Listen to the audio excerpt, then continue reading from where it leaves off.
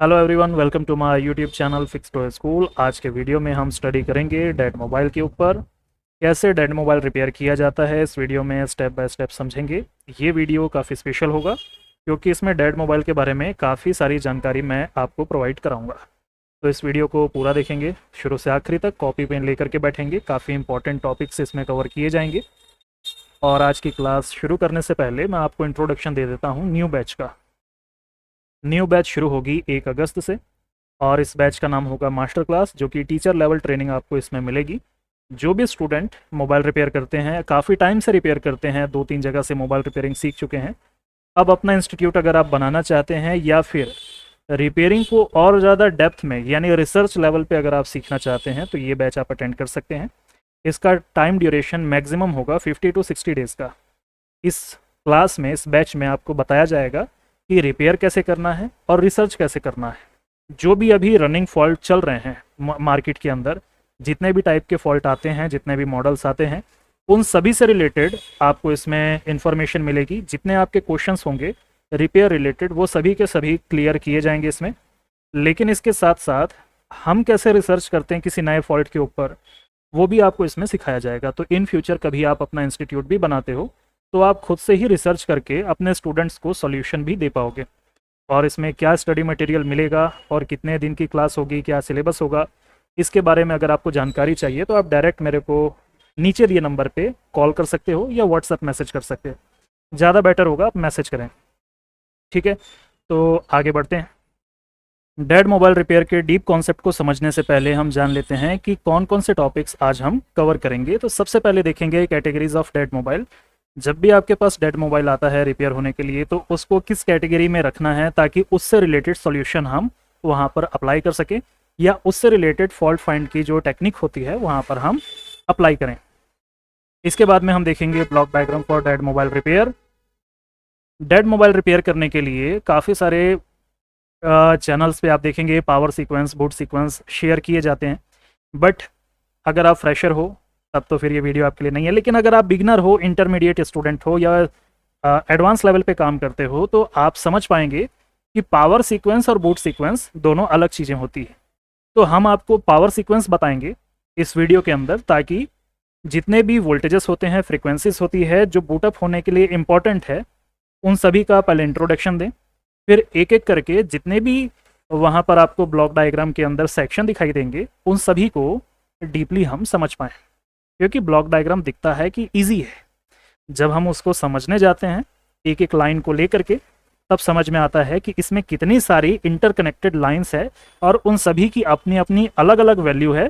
और एक ही टाइम पे कोई लॉजिक हाई होता है और कोई लो होता है, और जैसे ही हम उसको ट्रिगर करते हैं तो उसमें जो चेंज आता है उसे ही रीड करना पड़ता है। अगर आप सॉल्यूशन बेस पे रिपेयर करते हैं कि अगर पिछली बार आपने पावर आईसी चेंज किए तो रिपेयर हो गया, बक कॉइल चेंज किए तो रिपेयर हो गया, कोई आईसी रिवॉल्व किए रिपेयर हो गया, ये अगर सॉल्यूशन बेस पे करते हैं तो आप बहुत कुछ रिपेयर कर लेते हैं, बहुत कुछ रिटर्न कर देते हैं। लेकिन जहाँ पर कॉम्प्लिकेटेड फॉल्ट आता है सर्किट को समझ करके रिपेयर करने का, वहाँ पर थोड़ी कॉम्प्लिकेशन जाती है। इसके लिए ही मैं ये वीडियो बना रहा हूँ। फिर हम समझेंगे schematic reading for dead mobile repair.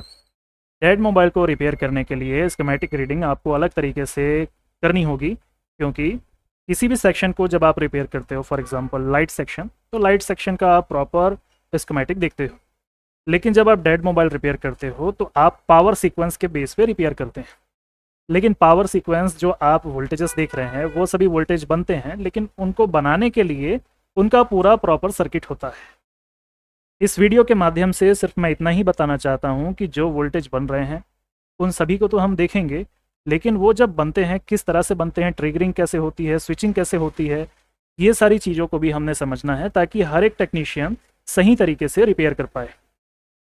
इसके बाद हम देखेंगे bonus tip for dead mobile repair. मुझे जो भी आता है, जितना भी आता है, उसमें काफ़ी सारी चीज़ें मुझे लगता है कि शेयर करना चाहिए, जिससे जो टेक्नीशियंस हैं किसी कारण से नहीं सीख पा रहे, वो भी सही तरीके से रिपेयर कर पाएंगे। क्योंकि इससे पहले भी मैं डेड मोबाइल के ऊपर, चार्जिंग सेक्शन के ऊपर और भी बहुत सारे सेक्शन पे ट्यूटोरियल वीडियो बना चुका हूँ, जो कि इस पूरे के पूरे क्लास का ही कॉन्सेप्ट होता है, ठीक है। तो ऐसा नहीं है कि मैं यहाँ पर वीडियो बनाया हूँ, आपको क्लास का इंट्रोडक्शन दिया, तो ये क्लास का प्रचार है। क्लास के अलावा भी काफ़ी सारे वीडियोस के द्वारा मैं नॉलेज देने की कोशिश करता हूँ। इस वीडियो में भी वैसे ही कोशिश करूँगा। और ये बोनस टिप मेरे तरफ से आप सभी सब्सक्राइबर्स और जितने भी व्यूअर्स हैं उन सभी के लिए। अगर आपको लगे वीडियो काफ़ी अच्छा है तो आप कमेंट करें, और अच्छा लगे तो शेयर भी कर दें। आगे बढ़ते हैं। तो यहाँ आप देखेंगे there are 4 categories of dead phone. तो 4 कैटेगरीज होती है, लेकिन ये 4 कैटेगरीज को हम कैसे विभाजित करते हैं, तो डीसी रीडिंग के बेस पे। डीसी रीडिंग देख करके हमने 4 कैटेगरीज अलग अलग डिवाइड किए, ठीक है, डेड मोबाइल के लिए। तो यहाँ पर आप देख सकते हैं लो बूटिंग, हाई बूटिंग और नो बूटिंग और ऑटो एम्पियर कंजप्शन। लो बूटिंग का मतलब है जब भी आप पावर की को ट्रिगर करोगे, ट्रिगर करने के बाद में 1 मिली एम्पियर से लेकर के 80 मिली एम्पियर का कंजप्शन अगर हो रहा है, और पावर की रिलीज करने के बाद 0 एम्पियर कंजप्शन पे चला जाता है, तो इसका मतलब आपका फ़ोन लो बूटिंग की प्रॉब्लम में है। लेकिन लो बूटिंग को भी मैंने 3 हिस्से में डिवाइड किया है। वो क्लास के अंदर पूरा फ्रेमवर्क के साथ में मैं आपको पढ़ाऊंगा कि लो बूटिंग आएगी। तो लो बूटिंग में 3 कैटेगरी होगी। पहली कैटेगरी है, आप पावर की को ट्रिगर किए, ट्रिगर करने के बाद में 80 मिली एम्पियर का कंजप्शन हुआ, और तब तक ये कंजप्शन होगा जब तक आप पावर की प्रेस करके रखोगे, और रिलीज़ करने पे 0 हो गया। ये पहली कंडीशन है। दूसरा, पावर की आपने ट्रिगर किए, ट्रिगर करने के बाद में जो एम्पियर कंजप्शन है ये 0 से लेकर के 80, 070, 060 ये अप डाउन होता रहेगा। ये दूसरी कंडीशन हुई डेड मोबाइल के अंदर। तीसरी होती है, आप पावर की प्रेस किए, कोई भी कंजप्शन मान लो 80 या 60 मिली एम्पियर, 70 मिली एम्पियर का कंजप्शन लिया और तुरंत 0 पे आ गया ट्रिगर रिलीज करने से पहले। तो ये अलग अलग फ्रेमवर्क के साथ जब आप स्टडी करोगे क्लास में तो आपको ज़्यादा बेहतर तरीके से समझने को मिलेगा। लेकिन यहाँ पर जो मैं शेयर कर रहा हूँ, लो बूटिंग जब पावर ट्रिगर करोगे 80 तक जाएगा, छोड़ने पे 0 होगा। ये हुई पहली। यहाँ पर दूसरी कैटेगरी होगी हाई बूटिंग की। जब आप पावर की को ट्रिगर करोगे तो 80 मिली एम्पियर का कंजप्शन होगा या उससे ज़्यादा, 1 एम्पियर या 2 एम्पियर का कंजप्शन, और रिलीज़ करने पे 0 हो जाए, इसको बोलेंगे हाई बूटिंग। हाई बूटिंग में भी इसी प्रकार से जैसे लो बूटिंग में 3 कैटेगरी बताया, तो वैसे ही हाई बूटिंग में भी होता है। इसके बाद आप समझोगे नो बूटिंग। नो बूटिंग बोलने का मतलब ये है कि जब आपने पावर की प्रेस किए तो कोई कंजप्शन नहीं हुआ, तो इसको हम बोल देते हैं नो बूटिंग। लेकिन जब भी आप नो बूटिंग का केस आपके पास आता है तो उस पर काम करने से पहले जब आप पावर की को ट्रिगर करोगे, कोई कंजप्शन नहीं हुआ, 0 कंजप्शन पे है, उसके बाद में आपको एक चीज़ और करना है, पावर की को प्रेस करके रखना है कम से कम 15 से 20 सेकंड तक। इसके बाद भी अगर कोई कंजप्शन नहीं हो रहा तो नो बूटिंग। लेकिन अगर थोड़ा भी एम्पियर का कंजप्शन आ गया, इसका मतलब ये है कि आपके फ़ोन में कोई ना कोई लाइन शॉर्ट है। मैक्सिमम टाइम बक लाइन आपके फ़ोन के अंदर शॉर्ट मिलेगी। इसके बाद ऑटो एम्पियर कंजप्शन जो कि आपको कमा के देता है, यानी कि VPH VBAT की शॉर्टिंग। जितनी भी प्राइमरी लाइन है जो ऑलवेज ऑन वोल्टेज होते हैं उनको चेक करेंगे इस कंडीशन में, ठीक है। वीडियो में आगे बढ़ने से पहले जो मास्टर क्लास होगी इसका सिलेबस मैं बेसिक इंट्रोडक्शन आपको दे देता हूँ। और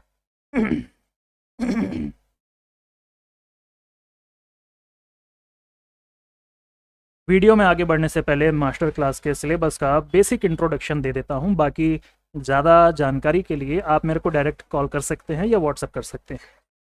तो यहाँ पर आप देख सकते हैं day 1 to 10 learn basic electronics to build a strong foundation in circuit analysis, schematic interpretation and data sheet reading.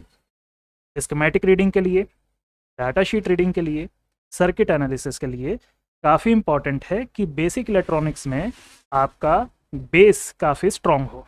यानी कि बेसिक इलेक्ट्रॉनिक्स से लेकर के इलेक्ट्रॉनिक्स के डीप कॉन्सेप्ट तक आपको सब कुछ समझना होगा। ये क्लास सिर्फ उन स्टूडेंट्स के लिए है जो स्टडी करने के लिए तैयार है। 2 घंटे की क्लास होगी तो 3 घंटा आपको स्टडी करना होगा। क्लास के दौरान इतना स्टडी मटेरियल आपको मिलेगा कि उसको स्टडी करने लगोगे कम से कम 2 से ढाई घंटे आपको एक्स्ट्रा लगेंगे। तो अगर सर्किट रिपेयर करने में, सर्किट को समझने में, सर्किट को एनालिसिस करने में मास्टर बनना चाहते हो तो आपको इलेक्ट्रॉनिक्स की डीप स्टडी करनी होगी। इसके बाद now master the proper techniques for schematic reading, data sheet reading and analysing circuit accurately. Schematic सभी रीड करते हैं, डाटा शीट भी रीड करते हैं और सर्किट एनालिसिस की भी कोशिश करते हैं, लेकिन प्रॉपर तरीका, प्रॉपर टेक्निक आपको समझनी होगी स्कीमेटिक रीड करने की और डाटा शीट रीड करने की, ताकि आप हर स्कीमेटिक के सर्किट को ईजिली डीकोड कर पाओ और समझ पाओ कि कहाँ पर लॉजिक हाई होता है, कहाँ पर लो होता है, कहाँ पर ट्रिगरिंग होती है, कौन सा सर्किट बाईपास हो सकता है, कौन सा सर्किट मॉडिफाई हो सकता है, ये सारी चीज़ें। इसके बाद जब इन चीज़ों को आप मास्टर कर लोगे तो सर्किट एनालिसिस भी आप समझ जाओगे। इसके बाद हम समझेंगे section wise learning with advance fault finding techniques and practical trouble shooting skill. Trouble shoot करने के लिए प्रैक्टिकल स्किल आपके पास होनी चाहिए, क्योंकि फॉल्ट फाइंड करने के बाद में आपको पता होना चाहिए कि इस फॉल्ट को रिपेयर करने के लिए कैसे मुझे ट्रबल शूट करना है। कई बार ये होता है कि सीपीयू इंटरनल शॉर्ट है, इंटरनल लीकेज में है, वहाँ पर काफ़ी सारे टेक्नीशियंस सेट को रिटर्न कर देते हैं, रिपेयर नहीं कर पाते। लेकिन बहुत सारे शॉर्टिंग और लीकेज के सॉल्यूशंस होते हैं, सॉल्यूशन मार्केट में नहीं मिलते, वो आपको बनाने पड़ते हैं। उन सॉल्यूशंस को बनाने के लिए जितने भी इंटीग्रेटेड सर्किट होते हैं, एसओसी होता है, उन सभी को डीपली स्टडी करना पड़ता है। वो स्टडी आप कैसे करोगे, कहाँ से करोगे, स्टडी मटेरियल कौन प्रोवाइड करा रहा है, ये सारी चीज़ें आपको जानना पड़ेगा। और जब तक ये सारी चीज़ों को आप सही तरीके से नहीं जानोगे, तब तक आप निर्भर रहोगे किसी ना किसी इंस्टीट्यूट पर या किसी के सॉल्यूशन पर। लेकिन इन सारी चीज़ों को आप मास्टर कर लेते हो तो आप खुद के सॉल्यूशन बना पाओगे और अपने सॉल्यूशन शेयर भी कर पाओगे। फिर चाहे आप स्टूडेंट्स को पढ़ाओ, उनसे शेयर करो, या फिर आप उसको अपने लिए यूज़ करो, ये आपके ऊपर है। तो मास्टर क्लास शुरू होगा 1 अगस्त को। उसके लिए जो भी सिलेबस होगा, प्रॉपर सिलेबस, उसके लिए आप मेरे को डायरेक्ट व्हाट्सएप कर सकते हैं या कॉल कर सकते हैं। ठीक है, यहाँ तक हो गया मेरा इंट्रोडक्शन। अब हम चलते हैं बुलेट पॉइंट की तरफ ताकि हम टॉपिक में आगे बढ़ सकें। तो कैटेगरीज ऑफ डेड मोबाइल हमने देख लिया। इसके बाद में हम देखेंगे block diagram for dead mobile repair. इसके बाद में हमको देखना है स्कीमेटिक रीडिंग। स्कीमेटिक के हम बेसिक कॉन्सेप्ट को यहाँ पर समझेंगे ताकि आप सभी समझ पाएँ कि ब्लॉक डायग्राम के साथ में स्कीमेटिक की कितनी इंपॉर्टेंस होती है। क्योंकि बूट सीक्वेंस कोई भी आपको पढ़ा सकता है, कोई मैटर नहीं करता, कोई भी आपको पढ़ाएगा, जो मैं पढ़ा रहा हूँ इसी से रिलेटेड होगा। तो ब्लॉक डायग्राम से बहुत कुछ चीज़ें क्लियर होती है, लेकिन सब कुछ क्लियर करना है तो आपको स्कीमेटिक रीड करना ही पड़ेगा और उसमें आपको मास्टर बनना पड़ेगा। इसके बाद में bonus tip for dead mobile repair आपको लास्ट में मिलेगा। तो अभी यहाँ पर सबसे पहले बेसिक स्ट्रक्चर देखते हैं पावर सीक्वेंस का। कई बार जो स्टूडेंट होते हैं, टेक्नीशियन होते हैं, इसको बूट सीक्वेंस बोलते हैं, लेकिन ये बूट सीक्वेंस नहीं है, पावर सीक्वेंस है। सबसे पहले शुरुआत करेंगे बैटरी कनेक्टर से। बैटरी कनेक्टर से जो सप्लाई जाती है प्राइमरी पावर आईसी में, प्राइमरी कोई भी हो सकती है, BQ, PMI, MTK, ठीक है, एक्जिनोस है तो अलग नाम से आएगा, लेकिन बैटरी कनेक्टर से सप्लाई जाती है हमारी प्राइमरी पावर आईसी में, इसको हम बोलते हैं VBAT। लेकिन यही सप्लाई जब आगे BQ से या प्राइमरी पावर आईसी के द्वारा जब पावर आईसी में जाती है तो इसी सप्लाई का नाम बन जाता है VPH पावर। कंफ्यूज नहीं होना है कि VPH पावर क्या है, VBAT क्या है दोनों एक ही। लेकिन इसके पूरे सर्किट को पढ़ोगे तो इंटरनली जब ये VBAT VPH बनता है तो बीच में एक ट्रांजिस्टर लगा होता है जिसकी ट्रिगरिंग भी होती है। और वो कैसे होती है वो आपको क्लास के अंदर मैं स्कीमेटिक में एक एक चीज़ बताऊंगा डाटा शीट के साथ में, जिससे आपको पूरा क्लियर हो जाएगा कि अगर मेरे फ़ोन में लो बूटिंग है तो क्या VPH उसका रीज़न बन सकता है और कितना % है कि वो बन सकता है, और कौन कौन सी DC रीडिंग के बेस पे जान सकते हैं कि ये रीज़न हो सकता है। ठीक है, तो जब हम यहाँ पर सप्लाई देते हैं तो सप्लाई देने के बाद कांस्टेंट सप्लाई पावर आईसी तक जाती है। लेकिन अभी इस कंडीशन में इस वोल्टेज का इस्तेमाल पावर आईसी सिर्फ ऑलवेज ऑन वोल्टेज बनाने के लिए करता है। ठीक है, तो ऑलवेज ऑन वोल्टेज में हमारा जो पावर की का वोल्टेज हो जाता है जो होता है वो भी होता है, ठीक है। पावर की पे जो आपको 1.8 या फिर वीपीएच दोनों में से एक मिलता है। काफ़ी सारे मॉडल में आपको मिलेगा यहाँ पर 1.8, काफ़ी सारे में मिलेगा वीपीएच। तो आपको ये समझना है कि वीपीएच वाला पावर की कैसे काम करता है और 1.8 वाला पावर की कैसे काम करता है। इस वीडियो में मैं आपको बताऊंगा 1.8 वाला, और अगले वीडियो में कभी मैं आपको बताऊंगा वीपीएच वाला, ठीक है। लेकिन इस वीडियो में मैंने जैसा आपको कहा है कि स्कीमेटिक कितना इंपॉर्टेंट है, तो अभी मैं जब पावर की को ही एक्सप्लेन करूंगा तब आप देखेंगे उसमें कितनी सारी इंपॉर्टेंट चीज़ें होती है, ठीक है। आगे मैं और डिस्कस करूंगा, अभी इसको कंटिन्यू करते हैं पहले। तो यहाँ पर जब आप पावर की प्रेस करेंगे, पावर की को ट्रिगर करेंगे, ट्रिगर करने के बाद में सबसे पहले जितने भी एलडीओ बनाने के लिए बक सप्लाई होती है वो बनेगी और वापस पावर आईसी में ही जाएगी। तो जैसा आप यहाँ पर देख पा रहे हैं, यहाँ पर दो बक कॉइल है, एक है लो एलडीओ के लिए और एक है हायर एलडीओ के लिए। ये दोनों ही बक सप्लाई पावर प्रोवाइड कराता है पावर आईसी को, ताकि पावर आईसी जितने भी एलडीओ वोल्टेजेस हैं फॉर सीपीयू बना सके और अदर सेक्शन के लिए भी जो एलडीओ बनते हैं वो भी बन सके, ठीक है। सबसे पहले इस चीज़ को आपको नोट करना है, अगर आपके फ़ोन में बग फॉर लो एलडीओ या बग फॉर हाई एलडीओ की सप्लाई में प्रॉब्लम आएगी तो भी आपका फ़ोन ऑन नहीं होगा, क्योंकि इतने सारे जो वोल्टेज हैं ये नहीं बनेंगे, ठीक है। इसके बाद पहले आपका बनेगा लोअर एलडीओ, हायर एलडीओ, बनने के बाद में एलडीओ की सप्लाई बन जाएगी। अब होता है जितने भी इंपॉर्टेंट बक वोल्टेज होते हैं सीपीयू के लिए ये बनते हैं। For example APC, gold core, silver core यानी कि कोर वोल्टेज, ग्राफिक वोल्टेज, जीआरए और नेटवर्क के लिए मोडेम, ये सारे वोल्टेजेस बक वोल्टेज होते हैं जो कि बनते हैं सीपीयू के लिए।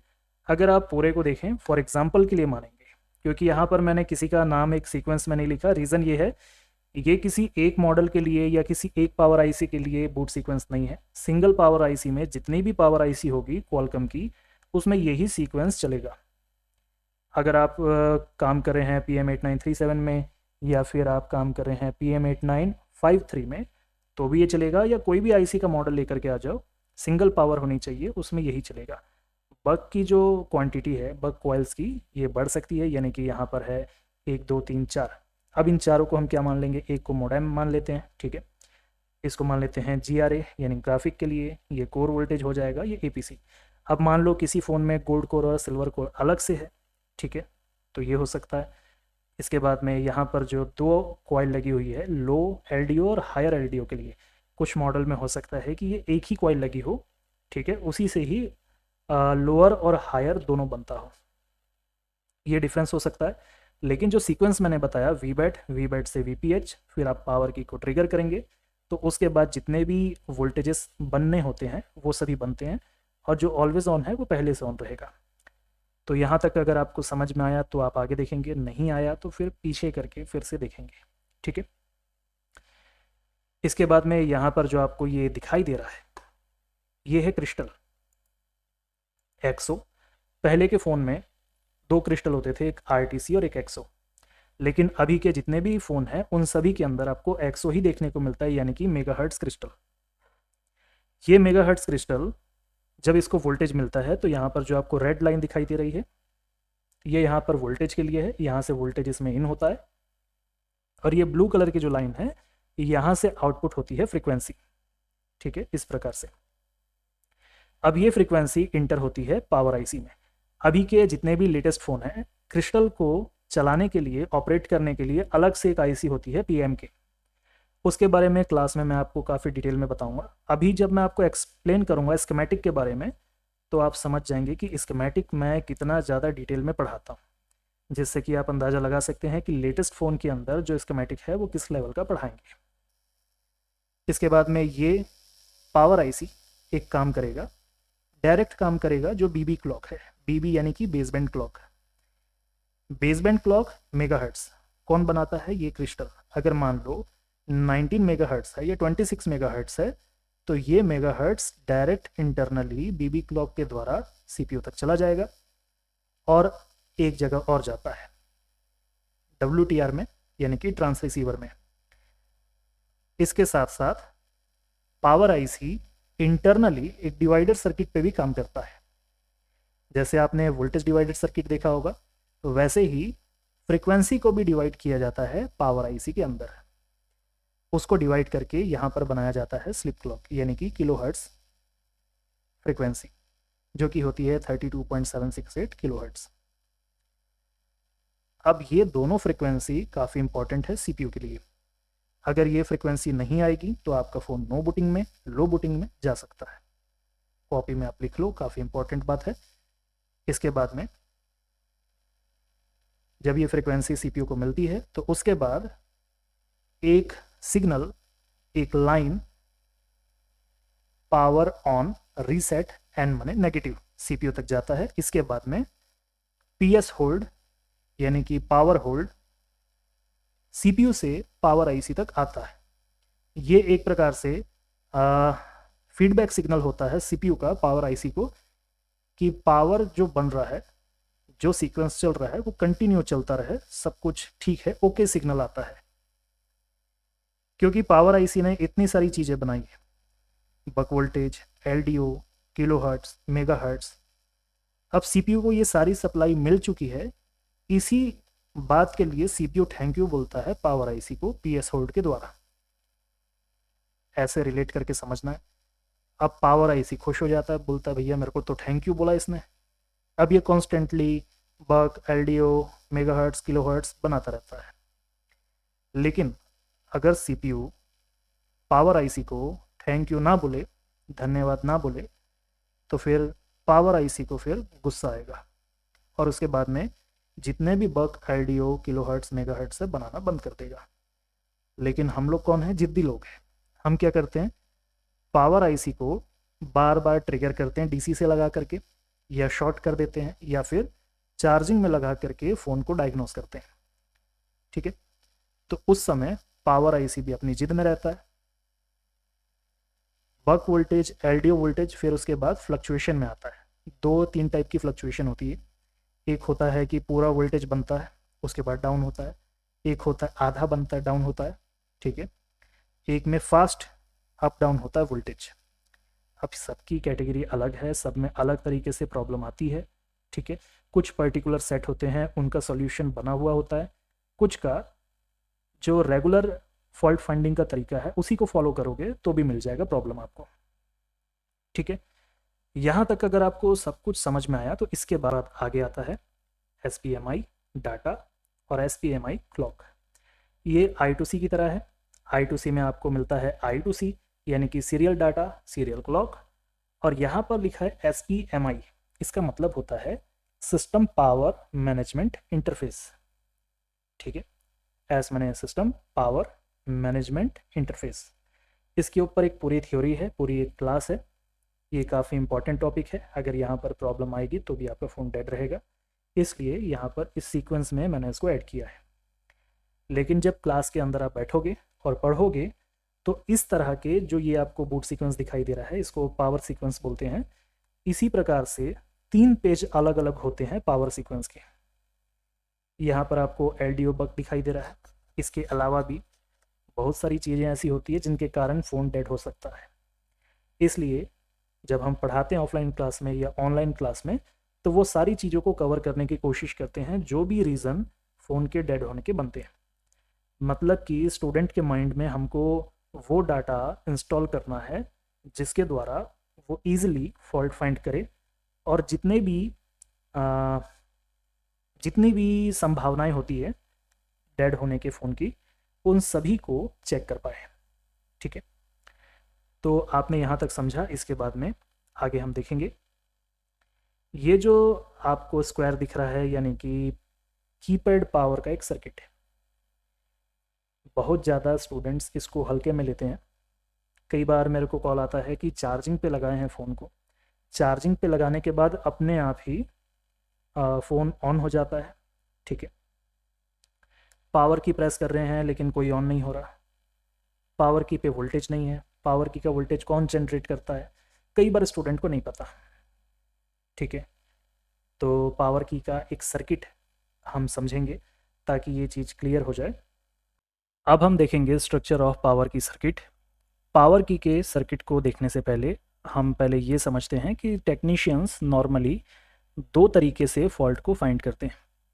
जैसा कि नॉर्मली जो टेक्नीशियन फॉल्ट फाइंड करते हैं, कई लोग क्वेश्चन करते हैं, फ़ोन करते हैं क्वेश्चनिंग के लिए कि फ़ोन में हमने चार्जिंग लगाया, डेड फ़ोन था, चार्जिंग लगाने के बाद में 0.6 का कंजप्शन हो रहा है। तो मैं एक ही बात पूछता हूँ, चार्जिंग में आप देख रहे हो यानी कि यूएसबी टेस्टर में देख रहे हो या डीसी मशीन में?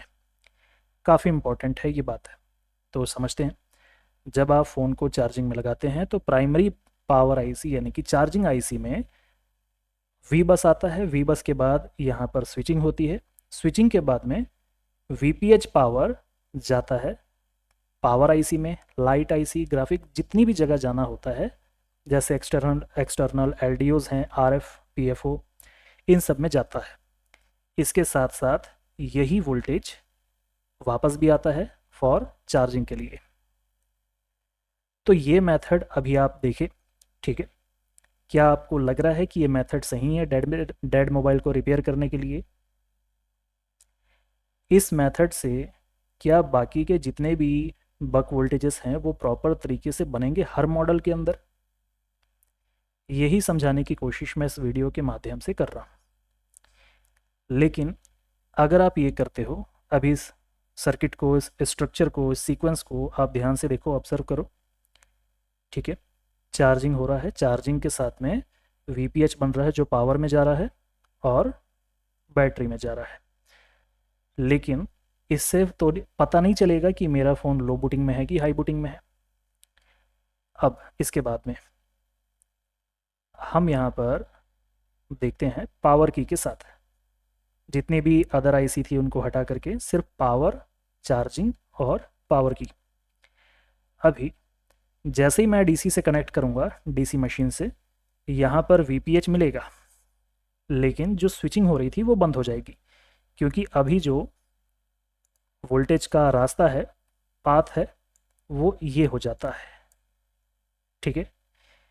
इस सर्किट के द्वारा यहाँ से एक ट्रांजिस्टर लगा करके आगे वोल्टेज सप्लाई किया जाता है जो कि कांस्टेंट फ्लो होता है।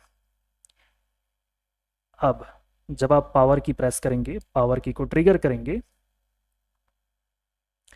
तो इसके बाद में क्या होता है ये देखते हैं। पावर की ट्रिगर करते ही यहाँ पर जो वोल्टेज था यानी कि लॉजिक हाई था, इस पॉइंट पे अभी लॉजिक हाई है, ठीक है?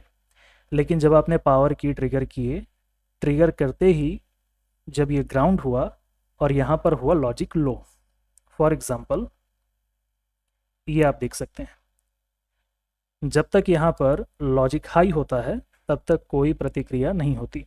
लेकिन जब आप पावर की प्रेस करते हैं तो फ़ोन जो है शिप मोड से बाहर आता है। जब फ़ोन फैक्ट्री में बनता है, उसकी बैटरी चार्ज होती है, जब एक कंट्री से दूसरी कंट्री में भेजा जाता है या सप्लाई किया जाता है तो उसको बोलते हैं वो शिपिंग के जरिए आता है, तो उसको ही कहा जाता है शिप मोड। जब फ़ोन आप पहली बार ऑन करते हैं तो थोड़ा ज़्यादा देर तक प्रेस करके रखना पड़ता है पावर की को, क्योंकि शिप मोड से वो बाहर आता है। उसके बाद फिर नॉर्मल जो बूटअप प्रोसेस के लिए 1 से 2 सेकंड के लिए प्रेस करना होता है, फिर वो चलता है। अब यहाँ पर मैं एक आध सर्किट के बारे में बात करता हूँ। जैसे कि ये है पावर की का स्कीमेटिक डायग्राम। यहाँ पर सबसे पहले आप देखेंगे लिखा हुआ है कीपैड पावर _N1। इस लाइन में एक यहाँ पर जो ऊपर की तरफ दिख रहा है DE bug, debug, PMIC, PKDN। अब ये इम्पॉर्टेंट है कि नहीं आप डायरेक्ट यहाँ पे देख लो, ये कनेक्ट होता है इस जगह से, यानी कि आगे जा कर के ये TP पॉइंट में आपको दिखाई देता है। अब इस लाइन में एक रजिस्टर लगा है जो कि 1 किलो ओम्स का है, क्योंकि यहाँ पर जो वोल्टेज आ रहा है उसको डायरेक्ट आप ग्राउंड करोगे तो बहुत ज़्यादा करंट का कंजप्शन हो जाएगा वहाँ पर, इसलिए एक रजिस्टर लगाया जाता है कंपनी के द्वारा 1 किलो ओम्स का। अब इसमें तो आप छेड़खानी नहीं कर सकते, अगर यहाँ से रजिस्टर आप हटा देंगे तो भी प्रॉब्लम क्रिएट हो सकती है, ठीक है। डायरेक्ट करेंगे तो ज़्यादा कंजप्शन हो जाएगा, ठीक है, तो वो चीज़ आप नहीं कर सकते। तो इसके बाद में यहाँ पर आप देखेंगे keypad power, keypad underscore power underscore N1, यही चीज़ आपको देखने को मिलेगी PMI 8952 में, यानी कि प्राइमरी पावर आईसी में यहाँ पर लिखा हुआ है कीपैड पावर, ठीक है। यहाँ से कनेक्टेड है और इसके साथ साथ मेन पावर आईसी यानी कि सेकेंडरी पावर आईसी से भी कनेक्टेड है।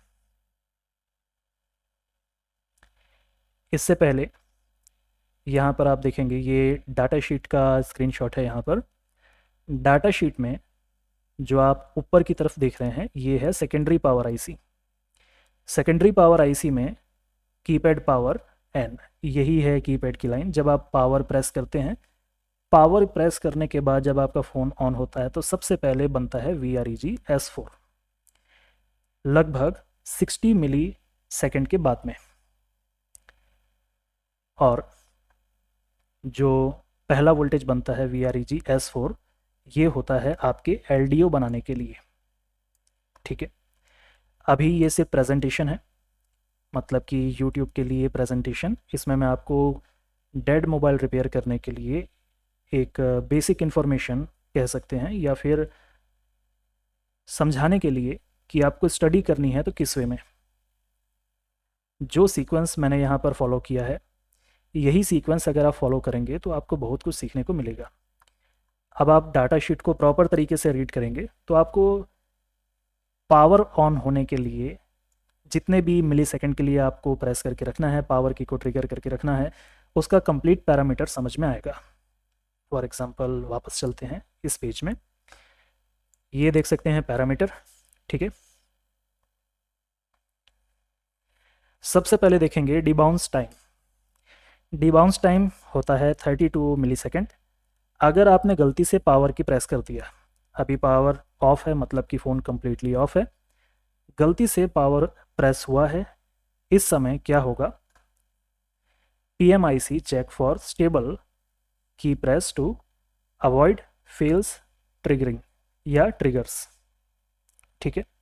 यहाँ पर क्या करता है कि आपका PMIC यानी कि मेन जो पावर आईसी है यानी कि सेकेंडरी पावर आईसी जिसको आप बोलते हैं, ये करेगा सबसे पहले कंफर्मेशन कि आपने जब पावर की प्रेस की, प्रेस करने के बाद कम से कम ये 40 मिली सेकेंड का होना चाहिए।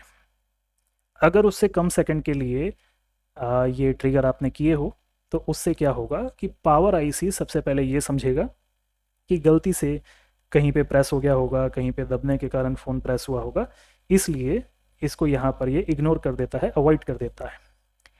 इसके बाद सेकंड, वैलिड प्रेस टाइम कम से कम 40 मिली सेकेंड का होता है। ये होने के बाद में power on request is accepted after this time, इस समय के बाद, इस अवधि पूरा होने के बाद एक्सेप्ट होता है पावर ऑन का रिक्वेस्ट।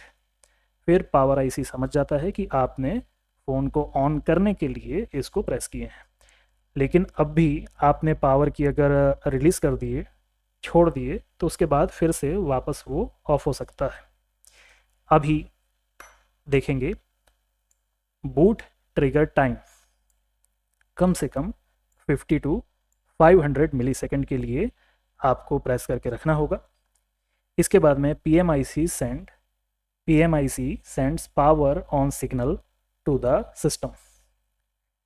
अब यहाँ पर पावर ऑन सीक्वेंस जो होता है वो शुरू होगा, और जो रिकमेंडेड टाइम होता है कंपनी की तरफ से कम 1 से 2 सेकंड तक आपको प्रेस करके रखना होता है। उसके बाद safe press time for use to ensure booting ensure करने के लिए कम से कम आपको 1 से 2 सेकंड के लिए प्रेस करके रखना होता है, तभी ये एक सेफ प्रोसेस होता है फ़ोन को ऑन करने का।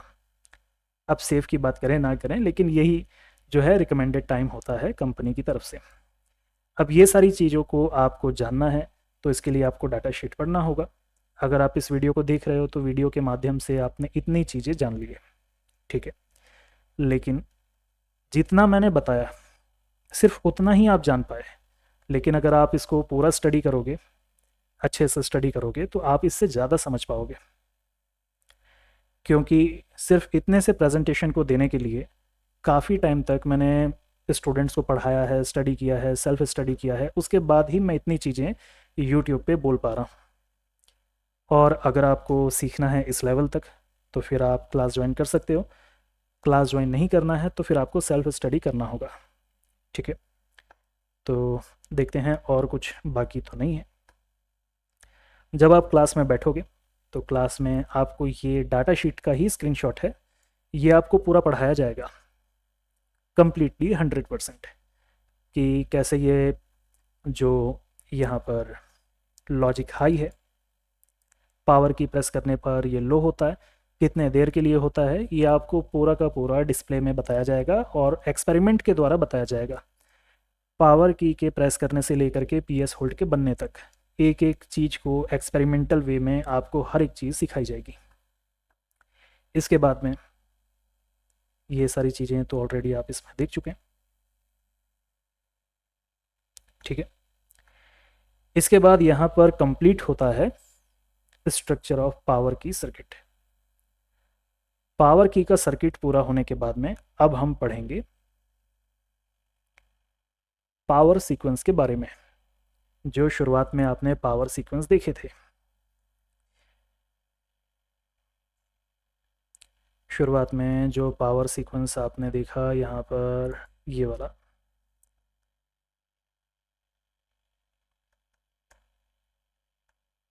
ये सिर्फ एक ब्लॉक डायग्राम है पावर सीक्वेंस को समझाने के लिए। अगर आपको किसी भी मॉडल के पावर सीक्वेंस को डिटेल में समझना है, 100% समझना है, तो सबसे पहले आपको आदत डालनी होगी स्टडी करने की, क्योंकि आपको डाटा शीट पढ़ना होगा। सिर्फ ये एक सीक्वेंस देखने से काम नहीं चलेगा। यहाँ पर जो सीक्वेंस है सिर्फ इसको देख लेने से काम नहीं चलने वाला। ये तो सिर्फ आपको बता रहा है कि इस श्रृंखला में ये चालू होता है। इसके बाद होता है आपकी प्रैक्टिस। मान लेते हैं कि कोई एक वोल्टेज नहीं बना, ठीक है, अब वो वोल्टेज ना बनने का रीज़न क्या है ये आपको देखना है। अगर वोल्टेज नहीं बना तो उस रीज़न से फ़ोन ऑन नहीं होगा। आपने फॉल्ट को फाइंड कर लिए, लेकिन वोल्टेज नहीं बना उसका रीज़न आपको फाइंड करना होगा। फॉर एग्ज़ाम्पल, बहुत सारे स्टूडेंट हैं, बहुत सारे सब्सक्राइबर हैं जो कि व्हाट्सएप पे भी मैसेज करते हैं।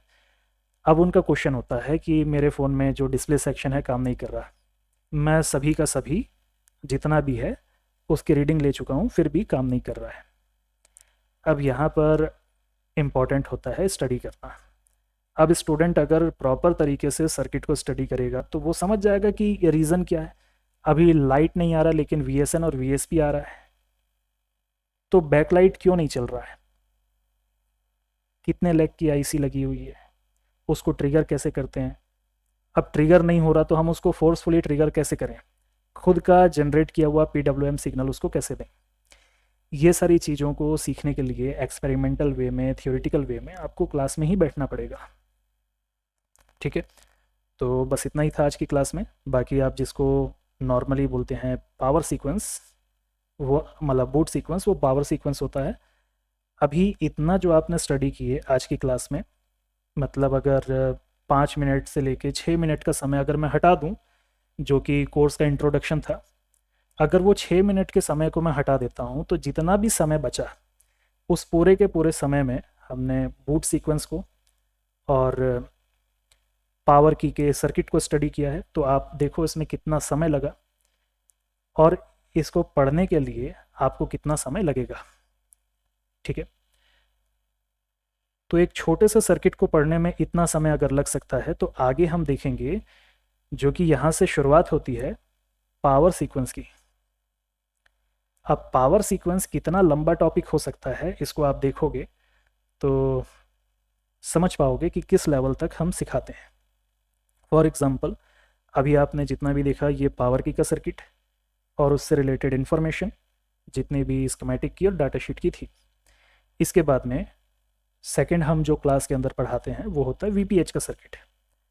VPH का सर्किट विथ चार्जिंग और विथ DC मशीन।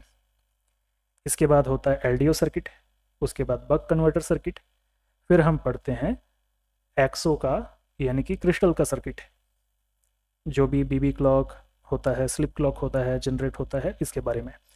इसके बाद में आप पढ़ोगे पावर ऑन रीसेट नेगेटिव, इसके बाद में PS होल्ड।